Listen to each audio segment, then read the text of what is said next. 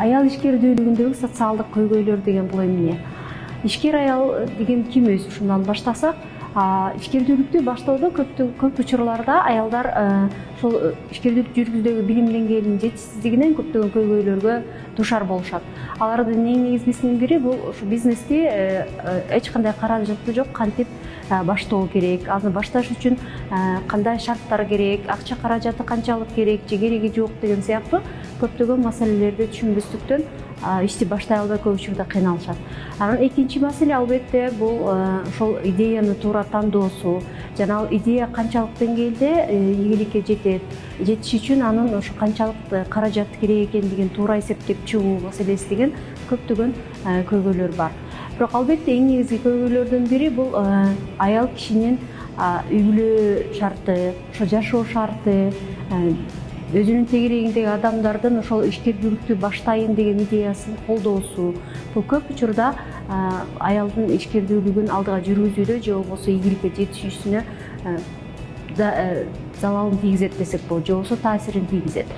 Көп учурда эле бизнести баштоо десе эле биз көп акча керек деп отура беребиз.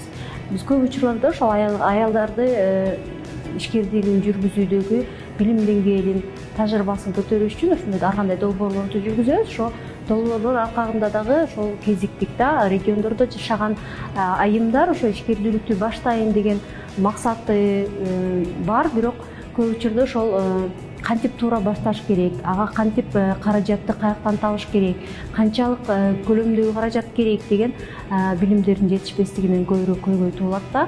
Аял кишинин ошол жакындарынын анын идеясын колдоосу. Көп учурларда эле биз байкап көрүп жүрөбүз. Бул аял кишиге ишкердүүлүк кылам дегенде бут тосуулар көп болот. Ошол эле балким жолдошунун, балким үй бүлөсүндөгү ага тууган, бир туугандардын, балким ата энесинин түшүнбөстүгү болушу мүмкүн да.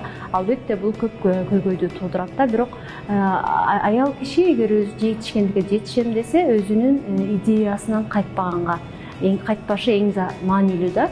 Эгер албетте ар кимде сөзүн угуп, көп учурда эле баягы калыптанып калган стереотип көз караштар бар. Аял киши үйдө отуруш керек, үй бүлөнүн очогун жылдырыш керек, үйдөгү оокатты жасаш керек, баланы тарбиялаш керек деген көп баягы стереотип көз караштар бар да, калыптанып калган. Бирок бир эле учурда эгер аял киши өзүнүн ошол бизнести жүргүзүүдөгү максаттарын, билимдерин максатынан жазбай, билимин баягы тажрыйбасын кеңейтип, изденип, ошол эле ийгиликке жетишип жаткан аялдардын иштерин анализдеп, аларда балким мүмкүнчүлүгү болсо кеңешип, кезигип, мүмкүнчүлүктөр жана менторлук программалар бар, аларга катышып, ошолордун негизинде алкагында ар кандай жардамдарды алса болот да.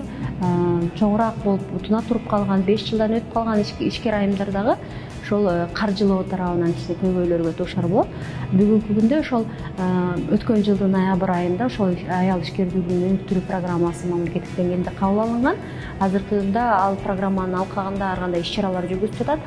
Бирок дагы эле ошол эң негизги көйгөй ишкердүүлүктү аял ишкердүүлүгүн алдыга жылдыруудагы көйгөйлөрдүн эң негизгиси бул каржылоо маселеси. Ошол атайын аял ишкердүүлүгүн өнүктүрүүгө деп бөлүнгөн каржылоо программалар азыр кичине башталып келип атат. Бирок албетте ошол каржылоого жетиш үчүн дагы региондо жашаган чакан жаңы ишти баштап жаткан ишкер айымдардын ошол каржылоодон алуусу дагы эле көйгөйлөр бар да. Себеби өзүңүздөр билгендей, бул жаңы иш баштап жатканда кредит алуу бул абдан маанилүү да. Себеби өзү жаңы гана иштеп баштап жатса, кредитти алгандан кийин ал кредитти кайра убагы менен кайтаруу, ал ишкердүүлүгүн баштамактуу кеңейтүү эмес, баштоого дагы абдан көйгөй туудурат да. Ошондуктан ушул каржы маселеси бүгүнкү күндө талкуулар көп эле жүрүп атат. Бирок дагы эле бул мындай тиешелүү деңгээлде ишке ашып, ошол ишкер аялдарды колдоо жакшы болуп атат деп айтуудан